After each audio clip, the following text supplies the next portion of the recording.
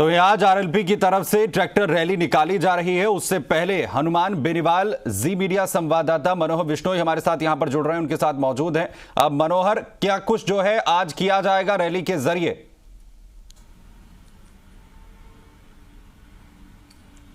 बिल्कुल सुमित, जिस तरीके से देश भर में 72 दिनों से जो किसान आंदोलन चल रहा है उसके साथ में समर्थन देने के लिए राजस्थान में आरएलपी जो है वो साथ जुट चुकी है। लगभग 35 दिन तक जो शाहजहांपुर बॉर्डर पर धरने के साथ में हनुमान बेनीवाल बैठे थे और आज वहां राजस्थान में ट्रैक्टर रैली निकाल करके किसानों को समर्थन दे रहे हैं। आइए सीधे जुड़ते हैं हनुमान बेनीवाल जी। बेनीवाल साहब, आप कल चक्का जाम का ऐलान कर दिया जो किसान यूनियन ने, और आज आप पहले ट्रैक्टर रैली निकाल के क्या संदेश देना चाह रहे हैं? देखिए, ट्रैक्टर रैली का पहले से हमारा प्लान था और मैं देश का पहला सांसद हूं जो लगातार 26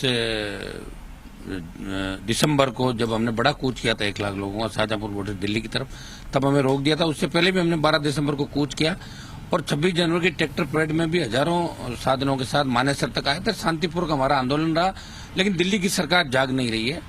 आज राष्ट्रीय लोकतांत्रिक पार्टी का पहले से ही समय निर्धारित था 5 तारीख का कि 33 जिला मुख्यालयों पर ट्रैक्टर परेड करेंगे और कल जो देश के अंदर चक्का जाम है उसमें तो निश्चित रूप से आरएलपी भाग लेगी, लेकिन आज 33 जिला मुख्यालयों पे ट्रैक्टर रैली निकाल के जो शांतिपूर्वक तरीके से चलेगी। प्रधानमंत्री को संदेश है कि राजस्थान का हर गांव और हर डाणी तैयार है और आप ज्यादा किसानों की अग्नि परीक्षा मत लो। किसान थकने वाला नहीं, झुकने वाला नहीं, रुकने वाला नहीं है। और चूंकि हमने झंडे के साथ पहले से ही आंदोलन को समर्थन दिया, हमने पहले ही कहा था कि हमारा समर्थन राजस्थान के अंदर सबसे पहला आंदोलन आरएलपी पार्टी ने शुरू किया।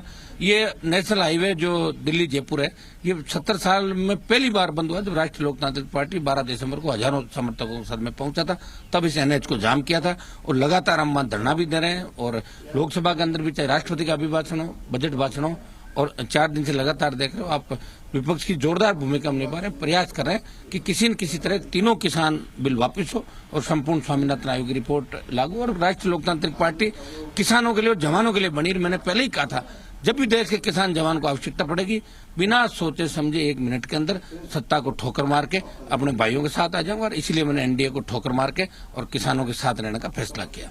हनुमान जी, सत्ता पक्ष ये कह रहा है कि जिस तरीके 26 जनवरी तक किसान अपने मकसद के साथ में जो आंदोलन कर रहे थे, लेकिन 26 जनवरी की जो लाल किले पर घटना हुई उसके बाद से पूरा जो है जो डाइवर्ट हो गया पूरा मामला, और जो देश की जो अस्मिता है उसको ठेस पहुंचाई। उसके बाद पूरा राजनीतिकरण हो गया, तमाम राजनीतिक पार्टियां उनके समर्थन मांगी, तो ये पूरा राजनीतिक आंदोलन नहीं हो गया? देखिए, बिल्कुल राजनीतिक आंदोलन नहीं है। राजनीतिक आंदोलन आप इसको कैसे कैसे, हाँ, पार्टियों के नेता मिलने जरूर जाते होंगे, गाजीपुर बॉर्डर भी जाते हैं। और मैं तो इस बात की निंदा करूंगा, कल विपक्ष की कुछ पार्टियां, कई सांसद जो कांग्रेस और बीजेपी को छोड़ के दूसरी पार्टियों के सांसद थे थर्ड फ्रंट के, वो गाजीपुर बॉर्डर गए थे जहां कीलें ठोक रखी है। जिस तरह भारत पाकिस्तान का बॉर्डर भी नहीं है वहां पे, इस तरह का 6 लेयर की सुरक्षा करेगी भाई किसान जैसे कोई उग्रवादी हो, आतंकवादी, उनको रोकने के लिए। तो देखने के लिए जब सांसद गए तो उनको किसानों से मिलने तक नहीं दिया गया, उनको वापस भेज दिया गया।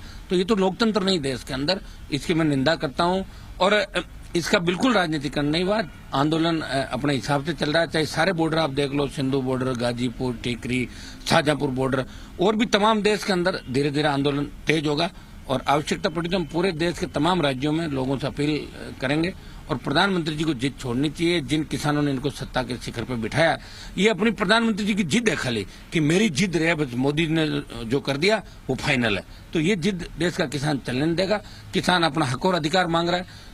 ये जो लोकसभा का चुनाव था 1914 का, उसमें प्रधानमंत्री जी ने देश में तमाम सभाएं जो की, उनमें एक ही बात कही थी कि आज 2 गुनी करूंगा, 3 गुनी करूंगा, 4 गुनी करूंगा। सपने दिखाए किसानों को। तो किसान अपना हक प्रधानमंत्री से मांग रहा है। किसान कोई गलत नहीं कर रहा। 26 जनवरी की जो हिंसा हुई थी उसकी हम सब ने उस घटना की निंदा की, तिरंगे का अपमान, और जिस तरह की घटना हुई दिल्ली पुलिस ने भी उस समय सहम रखा। सही बात है, नहीं तो बड़े हादसे हो सकते थे। वो एक अलग ट्रैक पे आंदोलन, उस समय कुछ लोग उसको अलग ट्रैक पे ले जाना चाहते थे और शायद दिल्ली की सरकार भी ये चाहती थी कि लाल किले की तरफ आ जाए तो इसको मोड़ दे दिया जाए, लेकिन उसमें दिल्ली कामयाब नहीं हुआ और किसानों का आंदोलन और बढ़ा और तेज हुआ, आगे और बढ़ेगा। 26 जनवरी की देखो, बड़े आंदोलनों के अंदर ऐसी घटनाएं निश्चित रूप से हो जाती है। उसकी तो निंदा हम सब ने की थी, किसान नेताओं ने भी की थी, किसान संगठनों ने भी की थी कि ऐसी घटनाएं नहीं होनी चाहिए, लेकिन हो जाती है घटनाएं, किसी को रोकने नहीं रुकती। मैं तो मेरा आज कह सकता हूँ जो ट्रैक्टर परेड राजस्थान के अंदर है वो अहिंसात्मक तरीके से शांतिपूर्वक ढंग से 3-4 घंटे के अंदर तमाम जिला मुख्यालयों पे, शायद पहली बार होगा कि तमाम जिला मुख्यालयों पे एक साथ इतनी बड़ी तादाद में ट्रैक्टर परेड देश के किसान आंदोलन के समर्थन में राष्ट्रीय लोकतांत्रिक पार्टी निकाल रही है। कल भी चक्का जाम को हमने समर्थन दे दिया। हनुमान जी, आप संसद से सड़क से संसद तक तो ये किसानों के समर्थन की बात कर रहे हैं, तो आप जहां पर जो बॉर्डर पर किसान बैठे वहां पर तमाम पार्टियां जाकर के समर्थन दे रही है, आप क्यों नहीं गए? चले जाएंगे ना। अभी जब यहाँ पे जो लड़ रहा हूँ ना मैं तो यहाँ भी जो लड़ रहा हूँ। यहाँ कौन सा बजट के अंदर बेल में आया मुझे बताओ? जब प्रधानमंत्री जी के बैठे थे और फाइनेंस मिनिस्टर बजट पढ़ रही थी तो कौन सा सांसद बेल में आया? हनुमान बेनीवाल आया बेल के 10 मिनट बजट को रुकवाया, और सिर्फ अकाली जो दोनों सांसद थे वो मेरे साथ थे और कोई विपक्ष का सांसद नहीं आया। और जब राष्ट्रपति अभिभाषण पढ़ रहे थे तो कौन विरोध कर रहा था? आज कौन विरोध कर रहा? मैं तो खुद बॉर्डर पे बैठा हूँ ना, शाहजहांपुर बॉर्डर पे हनुमान बेनीवाल ने खुद बैठा। देश का एक सांसद है जो बॉर्डर पे बैठा हुआ है। 26 दिसंबर से लगातार 40-41 दिन हो गए और 1.5 महीने से मेरी पार्टी आंदोलन थी राजस्थान के अंदर। मैं पहले भी बॉर्डर पे नहीं गया, किसी बॉर्डर पे मैं पहले भी नहीं गया था। कई लोग तो सब बॉर्डर पे जा जाकर अपनी राजनीतिक रोटियां सेक रहे होंगे। जब मुझे लगा पंचायत चुनाव के अंदर कि राजस्थान का देश में बात चली कि राजस्थान का किसान इन बिलों के खिलाफ नहीं है, मैं 17 जिलों में गया, सब जगह किसानों ने एक ही बात कही, ये बिल वापस होने चाहिए। तब हमने इन बिलों को वापस लेने के लिए बड़े कूच का ऐलान किया कि राजस्थान के किसान भी देश के किसानों के साथ खड़ा है और एनडीए छोड़ी। सरकार का कहना है कि ये जो किसान आंदोलन के आश्रय अपनी जो खोई हुई जमीन है, जो ये राजनीतिक दल है, छोटे हो चाहे बड़े हो, ये मजबूत करने की कोशिश कर रहे हैं और पूरे किसानों के कंधे का इस्तेमाल कर रहे हैं। सरकार तो यही कहेगी ना, सरकार तो अपनी जिद बैठी हुई है कि बिल वापस लेने से मोदी जी की हार हो जाएगी। मोदी जी जिन्होंने जो कह दिया वो हो गया, बस अभी तक चलता रहा क्योंकि विपक्ष मजबूत नहीं है। कांग्रेस ने खुद इस देश को लूटा है। कांग्रेस किस मुंह से किसानों की पैरोकारी करेगी बताओ? 50 साल कांग्रेस राज के अंदर रही। ये 2006 से 14 तक स्वामीनाथन आयोग की रिपोर्ट लटका करके वो भी लागू कर देते। कांग्रेस को कोई नहीं मान रहा। अब जो देश में आगामी मुकाबला जो देश के अंदर होगा वो थर्ड फोर्सेज क्षेत्रीय पार्टियां वर्सेज भारतीय जनता पार्टी का होगा देश के अंदर। कांग्रेस पीछे चली गई, न तो किसान मानता और न जवान मानता। और राहुल गांधी की जो बॉडी लैंग्वेज और जो हरकतें और जो भाषण होते हैं, जिनको सिंधु बॉर्डर को जो शंभू बॉर्डर कहते हैं, तो मुझे नहीं लगता कि ये कोई देश का नेतृत्व कर सके। हनुमान जी, आप एज एक एमपी मेंबर ऑफ पार्लियामेंट हैं और आप किसान नेता भी हैं, किसान परिवार से भी है, क्या समाधान देखते हैं इस मामले में? जिस तरीके से जो एक तकरार बनी हुई है, जो बातचीत भी आगे नहीं हो रही, अब आप क्या देखते हैं, समाधान क्या हो सकता है? देखिए, जब दिल्ली की सरकार पहले बोली कि हम तो बिलों में संशोधन करेंगे, फिर दिल्ली ये बोली कि हम होल्ड कर लेते हैं 1.5 साल के लिए, 2 साल के लिए हम इसको सस्पेंड करके होल्ड कर लेते हैं, अबेंस में डाल देते हैं। जब दिल्ली की सरकार इतनी झुक गई, बैकफुट पे आ गई, तो बिल वापस ले लेना चाहिए। और किसानों के सम्मान में अगर बिल वापस ले लेंगे तो प्रधानमंत्री का मान और सम्मान देश में बढ़ेगा। क्योंकि 24 में वोट मांगने के लिए इन किसानों के बीच में जाना पड़ेगा। यही वो 6 स्टेट है जिन्होंने 1989 के अंदर या बाद में जब जब सत्ता परिवर्तित हुई तो दिल्ली के आसपास के राज्यों ने सत्ता को बदला है। अभी तो उत्तर प्रदेश में भोगेंगे और उसके बाद दिल्ली हाथ से जाएंगे।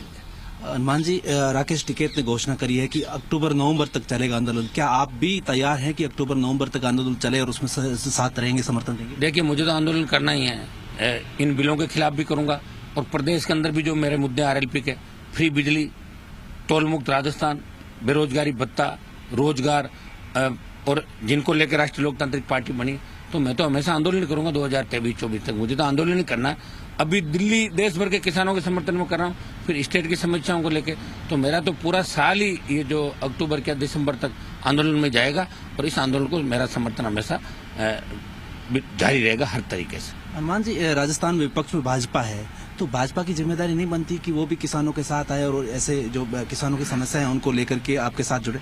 भाजपा कांग्रेस का तो मिला जुली का खेल है ना राजस्थान के अंदर। 22 साल में गहलोत साहब और वसुंधरा जी ने जो मिलकर गठबंधन से राज किया, उनको पता है कि जरूरत ही नहीं है, कांग्रेस काम करेगी नहीं, कांग्रेस गुटों में बंटी है। पायलट गहलोत की जो गुटबंदी है उससे आम आदमी परेशान है, लोगों को काम नहीं हो रहे हैं। मैं कह रहा हूँ किसी सड़क पे पेच भी नहीं किया स्टेट गवर्नमेंट ने। जो पेच करते हैं ना वो भी पैसा नहीं इनके पास, कुछ भी नहीं है। स्टेट गवर्नमेंट बिल्कुल विकास पे ध्यान नहीं दे रही है, सिर्फ विधायकों को राजी कैसे रखा जाए इस काम में लगी है। जनता परेशान है, नए ट्यूबवेल खुद नहीं रहे, नई सड़कें बन नहीं रही है, रोजगार मिल नहीं रहा है, बेरोजगारी भत्ते की घोषणा की थी, भत्ता आ नहीं रहा है, संपूर्ण कर्ज माफी की बात करी राहुल गांधी राजस्थान में, कहाँ कर्जा माफ हुआ राजस्थान के ना? तो राजस्थान का किसान जवान ठगा सा महसूस करा और भारतीय जनता पार्टी ये सोच रही है कि भाई हम 72-73 पे आ गए थे और अगली बार 250 है, तो 250 मुख्यमंत्री बन के और 13-14 मुख्यमंत्री भारतीय जनता पार्टी में अभी तक बन गए। मेरे को लग रहा है इस साल के अंत तक 33-34 सीएम के दावेदार भारतीय जनता पार्टी, तो वो सीएम बनने के लिए लगे हुए और हम संघर्ष कर रहे हैं। पहले वसुंधरा के खिलाफ भी अकेला हनुमान बेनीवाल लड़ रहा था जब कांग्रेस बीजेपी मिले हुए थे, और अब आरएलपी पार्टी मजबूत तरीके से बीजेपी के खिलाफ भी मोर्चाबंदी लड़ रही है और कांग्रेस के खिलाफ राजस्थान में अकेली विपक्षी भूमिका निभा रही। कहीं भी अन्याय अत्याचार हो, आरएलपी ही लड़ती हुई दिखाई देगी। परिवहन घोटाले के अंदर जब भाजपा और कांग्रेस ने हाथ मिला लिया तब विधानसभा के अंदर और सड़क पे सिर्फ राष्ट्रीय लोकतांत्रिक पार्टी मंत्री पर भ्रष्टाचार का आरोप लगा रही थी और सीबीआई जांच की मांग करी थी। आप देख लो, ये सारा राजस्थान की जनता, आम आवाम देख रहा है कि राजस्थान को थर्ड फोर्स की आवश्यकता है। और अभी नगर पालिका और जो पंचायत चुनाव है उसमें आरएलपी ने अपनी ताकत पूरी लगाने का प्रयास किया, क्योंकि शहरी क्षेत्रों के अंदर हमारी शुरुआत है। और पंचायत चुनाव के अंदर भी जो पहले चरण के चुनाव थे 100 जिला परिषद सीटों में 4 लाख वोट लिए और नगर पालिकाओं में भी 13 मेंबर हमारे जीते और कई जगह में सेकंड नंबर है। जो 12 जिलों का चुनाव है उसके अंदर कांग्रेस और भारतीय जनता पार्टी को पीछे धकेल देंगे। पंचायत चुनाव के अंदर राष्ट्रीय लोकतांत्रिक पार्टी चारों चुनाव लड़के एक नई ताकत राजस्थान के जवान और किसान की बनेगी। भ्रष्टाचार मुक्त राजस्थान हो, रोजगार की गारंटी हो और किसानों के पक्ष के मामले हमेशा किसानों के हक के फैसले लिए जाए, ये राष्ट्रीय लोकतांत्रिक पार्टी का हमेशा से एजेंडा रहा है। आखिरी सवाल, जिस तरीके से आपने राज्य सरकार पर आरोप लगाए कि जो कुछ काम नहीं हो रहा है, राज्य सरकार का ये कहना है कि केंद्र सरकार उनको जो स्टेट का एलोकेशन है वो नहीं दे रहे हैं, जीएसटी का फंड अलॉट नहीं कर रही है, मतलब भेदभावपूर्ण जो है रवैया उनका केंद्र और राज्य के प्रति रहा है। तो इसको लेकर आप क्या कहें? देखिए, मैं एनडीए के अंदर होते भी राज्य सरकार के जितने भी मामले थे, नरेगा का बजट नहीं अटका हुआ था, चाहे दूसरे मामले थे, चाहे टिड्डी का मामला हो, चाहे और अन्य मामले हो, राजस्थान का पूरा हिस्सा राजस्थान को मिले, विशेष राज्य का राजस्थान को दर्जा मिले। इस बात को अगर कोई सांसद यहाँ रोज उठाता है तो हनुमान बेनीवाल राजस्थान के तमाम मुद्दे उठाता है। ये केंद्र सरकार से बार बार अपील भी करता हूँ कि आप राजस्थान को उसके हिस्से का पैसा दें ताकि राजस्थान का विकास हो। मैंने संपूर्ण कर्ज माफी की बात करी, देश मुक्त टोल की बात करी, वहाँ स्टेट मुक्त टोल की बात करता था। तो मैं तो यह कोशिश करता हूँ कि राजस्थान को उसका पूरा हिस्सा मिले और निश्चित रूप से केंद्र को राजस्थान के हिस्से में भेदभाव नहीं करना चाहिए। अगर कर रहे हैं तो गलत है। और जहां तक हमारे सामने जो भी बातें आई हमने लोकसभा के अंदर उठाई और राज्य को उसका हिस्सा दिलाने का पूरा प्रयास किया। और पानी जो हमारा राजस्थान का सिंचाई का पानी है उसका हिस्सा भी राजस्थान को पूरा मिले, इसके लिए भी केंद्र में जोरदार ढंग से पैरवी करेंगे। ईस्टर्न कैनाल का जो मुद्दा है उसको भी कहीं न कहीं कैसे उसका रास्ता निकले जिससे हमारे 12-13 जिले लाभान्वित हो, राजस्थान हरा भरा बने, इसके लिए भी केंद्र पे हम दबाव लगातार बढ़ाते रहेंगे। शुक्रिया। सुमित, आपने सुना कि जिस तरीके से हनुमान बेनीवाल कह रहे हैं कि किसानों के हिमायती हमेशा रहे हैं और आगे भी रहेंगे, और जो आज की रैली है वो पहले से इनकी डिसाइडेड थी, और जो कल चक्का जाम का ऐलान किया किसान संघों ने उसमें भी पुरजोर तरीके से सहयोग करेंगे और जहां देश भर में उनकी जरूरत पड़ेगी किसानों के साथ हमेशा खड़े होंगे, बेरोजगारों की आवाज बनेंगे, किसानों की आवाज बनेंगे। किसान परिवार से हैं और हमेशा किसानों के हिमायती रहे, तो आगे भी किसानों के साथ खड़े रहेंगे, किसी भी तरीके से कोई भी समझौता नहीं किया जाएगा। सुमित, बिल्कुल, बहुत शुक्रिया मनोहर हमारे साथ यहां पर जुड़ने के लिए, इस तमाम जानकारी के लिए। हनुमान बेनीवाल ने जिस तरीके से अपनी तमाम चीजों को यहां पर रखा है।